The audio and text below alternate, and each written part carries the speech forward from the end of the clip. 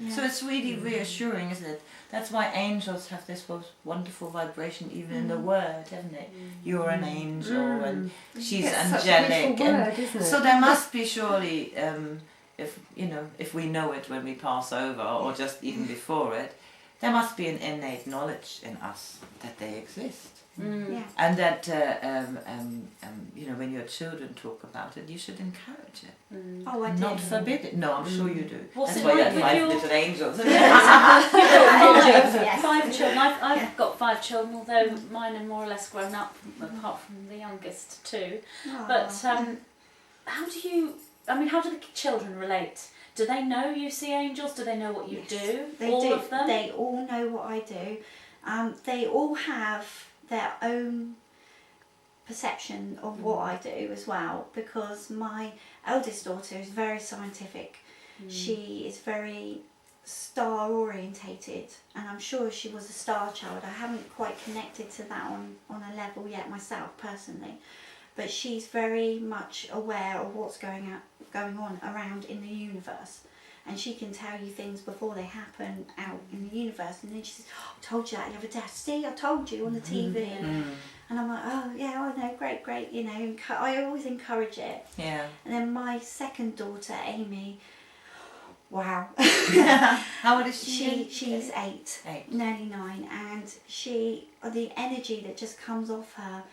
And she talked about past lives when she was a toddler. She said to me, I don't live here. Why am I talking? Why am I here? Why are you here? Like this to me. And I'm like, well, what's going on? And she said, because I'm meant to be ice skating right now with my gran, and we live on a mountain. We don't live here.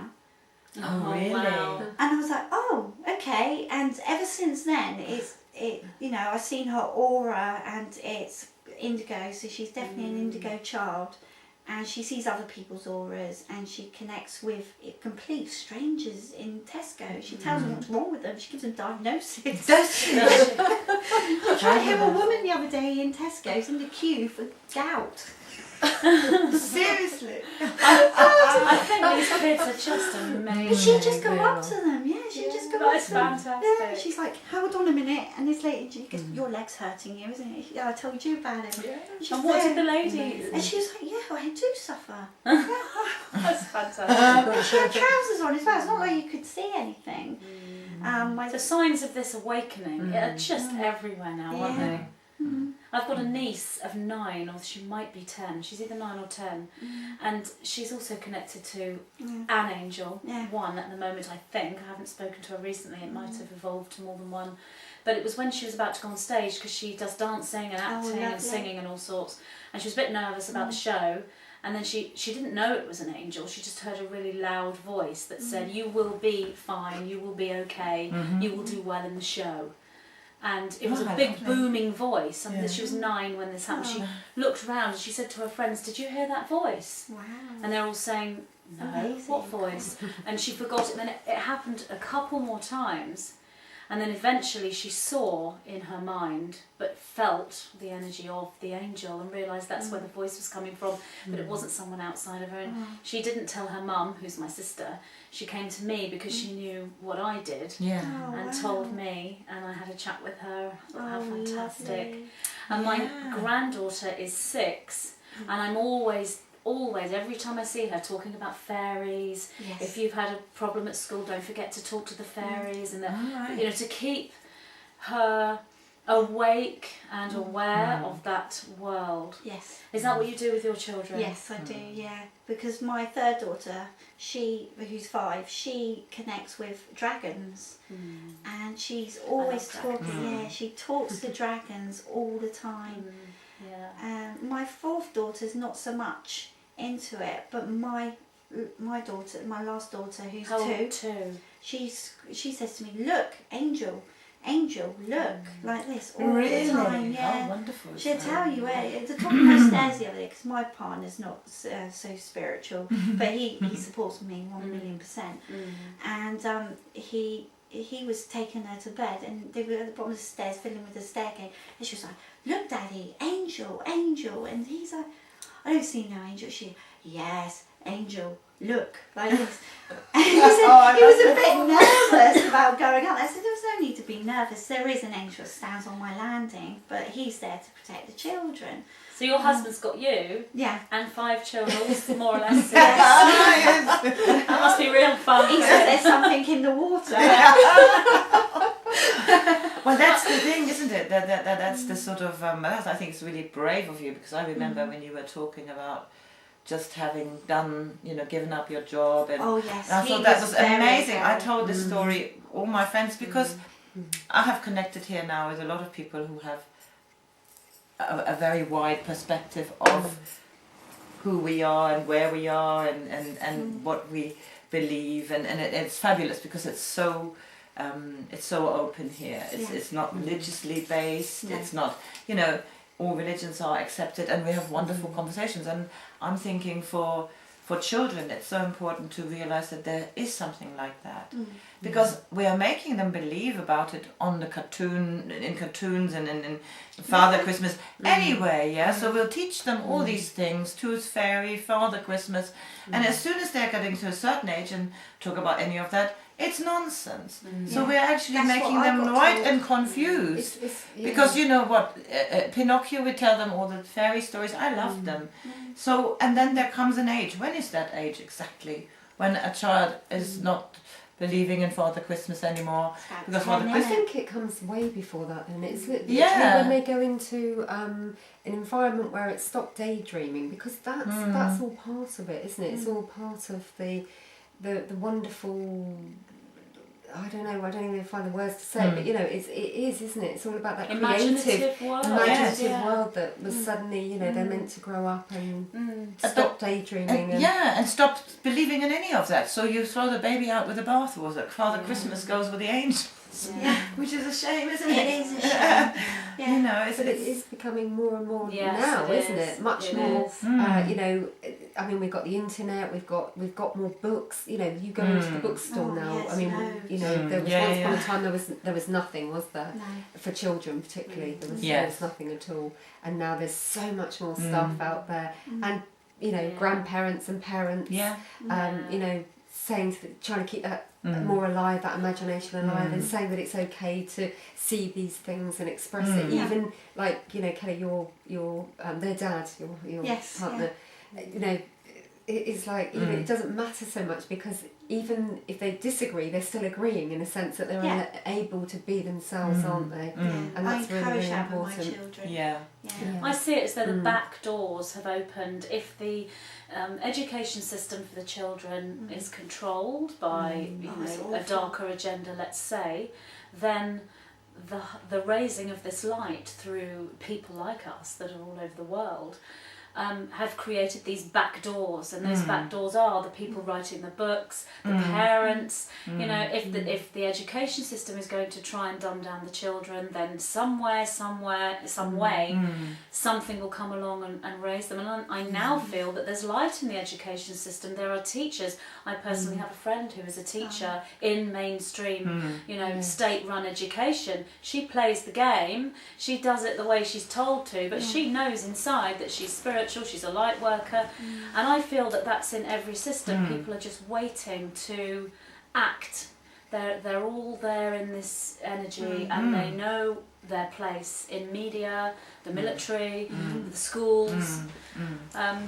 But I was going to ask you, I mean, obviously your angels have told you about the questions you've asked about the soul's journey, so you've gone right back to the past, or rather right back to the oneness. I don't guess it's not really the past, is it? The oneness, or the 0 point, or whatever. So how about sort of, future times? I mean, for example, we're in the year 2012, it's now April. Have they told you anything specific about 2012 itself, this year? Yeah, I had a lot through for 2012 about the energies that were coming in and everything. I channeled through a workshop a date. I can't remember what that date was because they recorded it, but I haven't got information. In York, there's a portal open up in York, and the energies from the Olympics and the Jubilee are going to come through and help the portal open, so we become more heart-based because we're the heart chakra of the world. So we got to open up more, so the rest of the world can open up to what they want. Here in the United Kingdom. Yeah. I have also had information quite recently about the Olympics and the fact that the darker agenda would perhaps like to utilise that energy for their own means, but that's just nowhere near our timeline. It's the light that's going to be coming through that portal, not the opposite. So anyone who's got fear of the Olympics and feels they need to stay away, that's not what I'm seeing at all. It's the opposite. And it's like the UK is this kind of heart chakra, if you like. You've got this USA, American energy as well that's very intensified. It's like it's really central there, and somehow the energies coming in from the UK are sort of linking with that and supporting it, and it's all coming in from Europe. It's like a worldwide movement. This is one of the reasons I want to do these tea time chats, to raise the energy of us light workers here in the UK and connect with light workers in other places. Do you have similar information about a positive timeline? It is a positive, because I've had a lot of people come and say, the world's going to end. And no, it's not. We're just going to have a massive shift in energy, and it's a good thing. It's not a bad thing. If you want to believe that, it will happen in your reality. But in my reality, and most people's reality, it's going to be beautiful. It's going to be amazing. I think everything raised so high. Yeah, I think that the whole community, I feel it here very much. Having moved from London, I felt a difference in community, and I thought, it is really interesting here. It's beautiful to look at. We have the New Forest and we have the sea, and so it is a very nice part of the world. But also people are connecting very well here, which is not something fabricated. It's something which just happens. And I'm hoping that the Jubilee in general will bring people together. People doing street parties, and because people always complain about how things have changed and how the olden days were this or that. Well, it's ultimately up to everybody themselves, and say to their neighbours, we're going to put a few tables out there. It doesn't have to be organised. You can't blame people for the things they are. Money is still a very big exchange of energy. It has changed for what it was. I don't think money is anymore what it used to be. It's become an entity in itself, which is not good. But it's up to communities, I think, up to people to say, well, we just do a street party, or bring the vibration up from yourself. Don't ask for other people all the time to do it for you. I don't think it works. Drumming for me is a wonderful way of getting community together. It's an easy way. It's a cheap way for the individual. Same with meditation groups. We have quite a few meditation groups here. Such a lovely combining energy, and even we have people at the drumming who have nothing to do with spirituality. They don't want to go there. Well, fine. It doesn't matter about that. It matters to be joyful. Absolutely. And happy. That is the vibration. Yeah. Can I ask a question? This is going to sound really dreadful.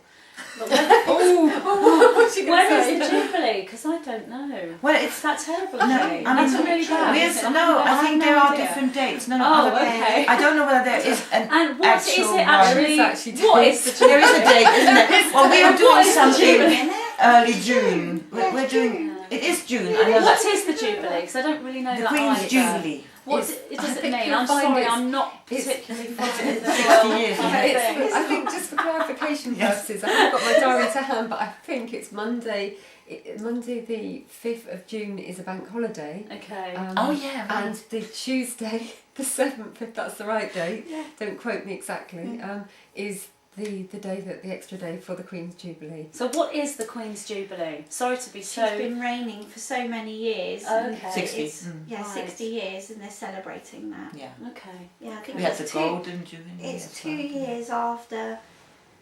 Yeah, in 2 years, if she's still on the throne, she's the longest reigning queen. Isn't she? Yes. Right. Yeah. And I don't particularly follow the royal thing, although I did very much love Princess Diana, and I do. And the wedding recently. I love the two boys that Princess Diana's sons, because they hold her energy of light. I know a lot of people think differently, but I'm told from the 9 that both her sons hold her energy of light, and her bloodline, and the marriage, and the Princess Catherine, or that's a lovely. The Duchess, that they've called her. I think she's lovely as well. So that's kind of the royal line I kind of follow, really, is Princess Diana and her 2 sons. I don't really know much else about the royal family, and don't really resonate with anything outside of when Princess Diana she came along, and I just felt she was just so full of love, and I know she had a tough life, but I just felt she gave so much love, and she looked so beautiful in all her photographs. And I think it will definitely raise the vibration in general. I think the best thing people can do is get together with their communities, particularly on the day off. And not sit in front of the telly all day, but bring our energies of light. So if there are darker agendas going on these days, which potentially there might be, we can counteract that. As the 9 say, there's an antidote. There's always the other side, and the energies right now are biased, if you like. I know energies aren't biased, but they're biased, if you want to use that word, towards the light, the love and the positive right now, because of the critical mass and the amount of people that are awake. Do your angels tell you the same? Yes, they tell me. Yes. And they've told you about different timelines, different futures, different possibilities, and how to create them globally. Oh yeah, that's what I'm looking into at the moment, progression, because that's something that also interests me. I've found out about different technologies. And so they've told you all this. They take you to places and show you these things. Amazing, so fantastic. That's why I can go off in meditation for hours, because I'm there going off all sorts of places.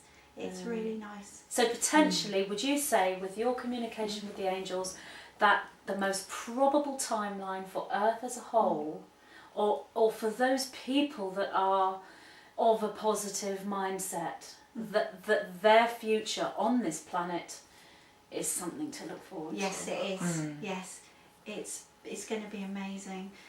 It's amazing now, isn't it? Yeah. Oh yeah. Well, we have this connection here, so I kind of understand it better now. I didn't understand it before, what it meant. The energies are raising at such a fast rate, but by the year 2030, we're going to be in such a different place, and we're going to look back and we're going to say, weren't we primitive? Yeah, exactly. We're going to say, why did we do it that way? Because it was such a long-winded way of doing it. Yes. Looking back at the way we've made decisions. But don't you think it's all perfection, though? On that level. Because I think I always see everything in that pinnacle point of 0 or 0 point, or whatever you want to call it, that perfection. It so is. And when you hear all these stories about this isn't right and that's not right, actually it is so right, because it's divine order. Exactly, it is divine order. You're exactly right in saying that. Everything happens at the right time. Yeah, because it's tough for the people in that, but it's divine we've all order. been tough in that, whether that was in a previous lifetime, whether it's in this lifetime, whether it's because we make something difficult for ourselves tomorrow.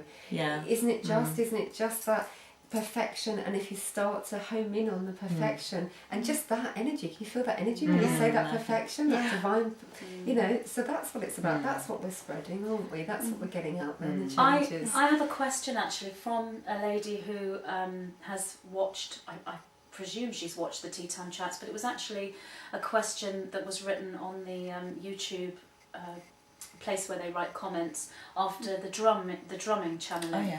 So I'm hoping that perhaps you, Heike and Kelly, might be able to respond to this question. And the question is, if we are raising our bodies into that of light, and we're becoming lighter and lighter within a higher dimensional flow, will we still be able to use heavy instruments and carry them and hold them and transport them like the drum when we're becoming lighter and lighter?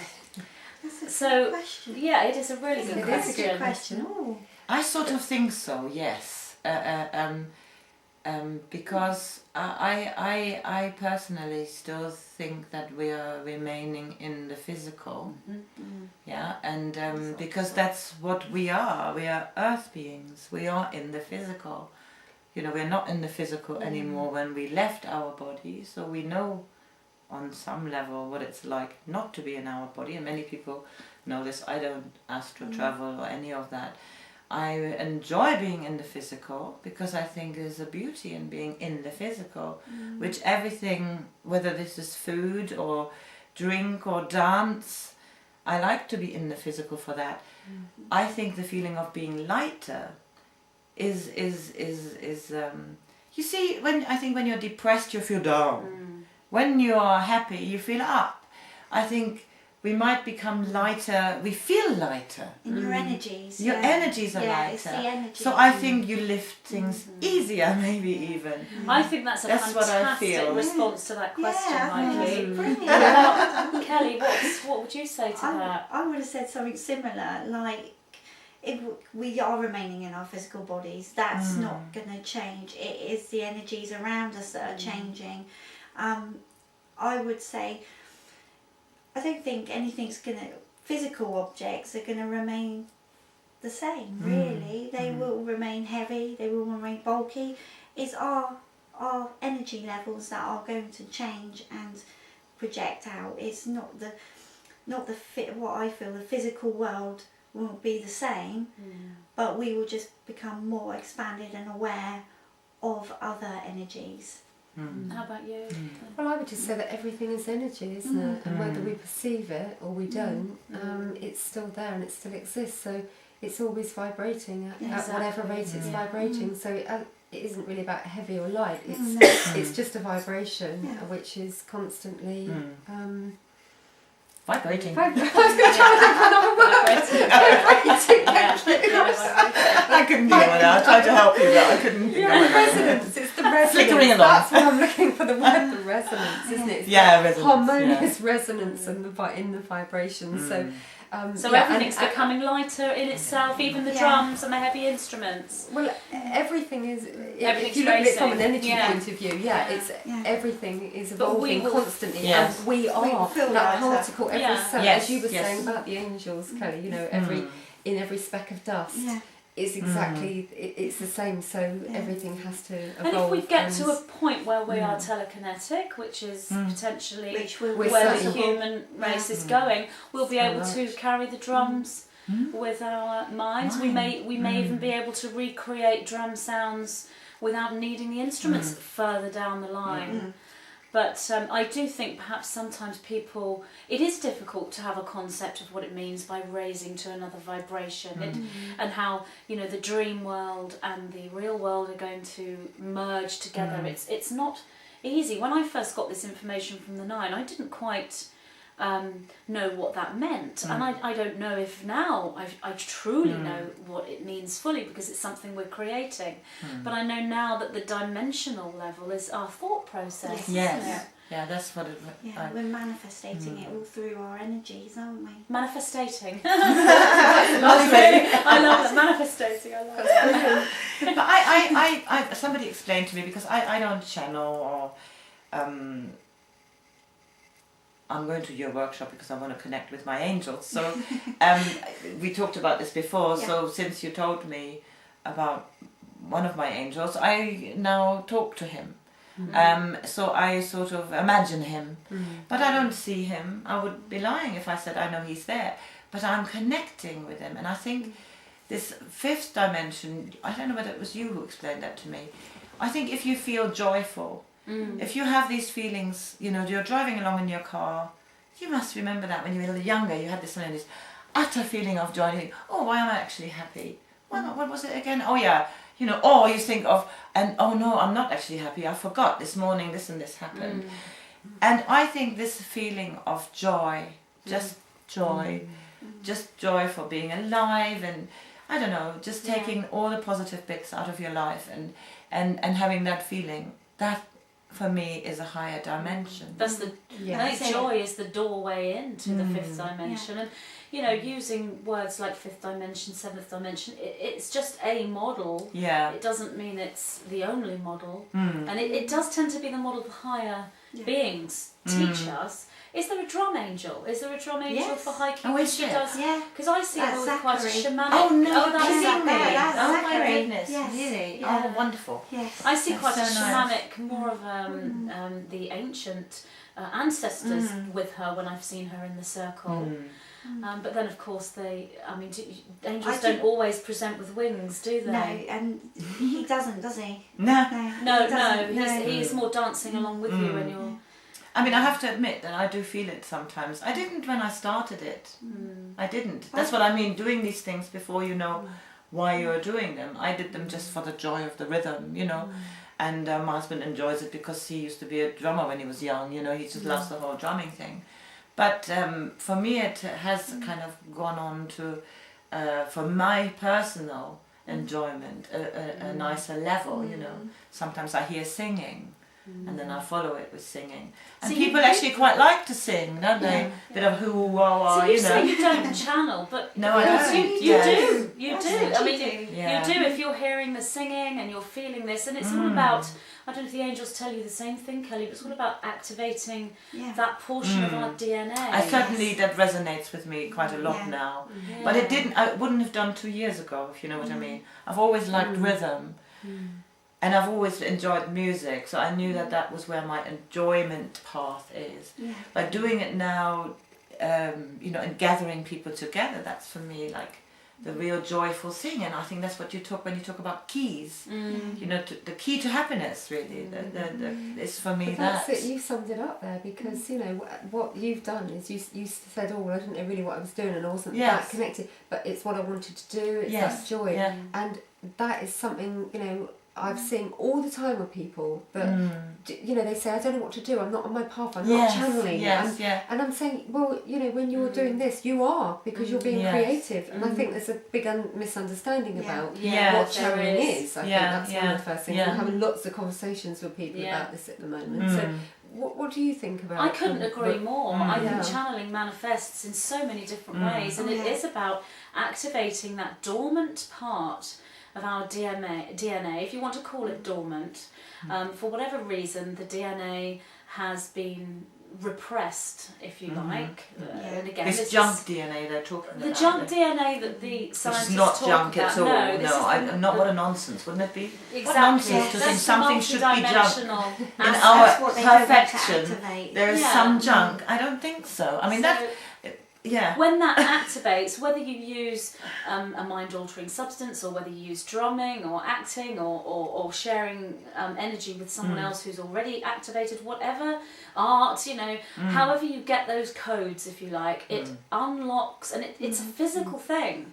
It isn't airy-fairy, just DNA, using the word DNA for a bit of sort of poetry. It's a physical thing, and it really does change at the cellular level of the body. Feel it right there, don't you? And then it comes up, and then the DNA communicates with us, and it communicates through metaphor, and it communicates through symbolism.